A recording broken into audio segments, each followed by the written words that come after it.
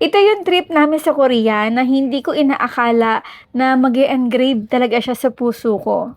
Hi guys, this is Mami Shirley and welcome to our travel vlog. This is our 4th day at kung gusto niyo mapanood yung mga previous nating lakaran lakwatsa dito sa Korea, mapapanood niyo yan dito sa ating channel. From our hotel sa Myeongdong, nagbus lang kami. It took only 30 minutes papunta dito sa Gyeongbok Palace. At hindi nga kami nahirapan sa pagpili ng mga dress dito kasi dalawang Pilipina ang katrabaho dito. Ang rental price dito ay nakadepende kung normal or premium ang dress na inyong pipiliin at yung oras. Pwedeng isang oras pa, pwedeng unlimited. Syempre, pinili namin yung unlimited para naman ma-enjoy namin yung oras. At ito nga yung mga napili ng mga bata at ito naman ang napili namin ni Aliana. At syempre, dahil sa Pilipina, ang nagkatrabaho dito sa shop, hindi mawawala ang Marites. Dito nga ay hindi nyo na kailangan mag-look. Pwede kayo dumirekta dito kung meron kayo mga ideas. Yung pamangkin ko kasi 10th grader, bago kami pumunta ng Korea, nanood siya ng mga maraming vlog about this. Kaya alam niya at may mga ideas na siya kung ano yung mga shop na pupuntahan namin.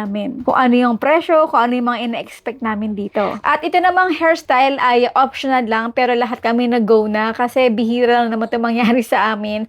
At sa pricing naman, meron ding regular at meron ding premium. Lahat yan first time kong maranasan. Ang kulang na nga lang ay makeup. Super satisfied talaga kami lahat dito. As in, feeling namin, ang ganda-ganda namin, mala Princess Sarah yung mga dati namin. At katabi nga lang dito sa hairdresser, ay meron din silang maliit na space dito. Pwede kayo dito mag-video na katulad ng ginagawa namin. Pwede kayo mag-picture-picture. Kaya nga yung 1 hour rent dito sa hanbok or sa Korean dress, kulang talaga ang isang oras. Dito nga pala sa first floor, dito kayo mamimili ng mga dress ninyo. Sa second floor naman, ang inyong mga hair at for men's clothes. Sa third floor naman, mga accessories. Ito nga bag na hawak ko, kasama na yan sa narentahan namin.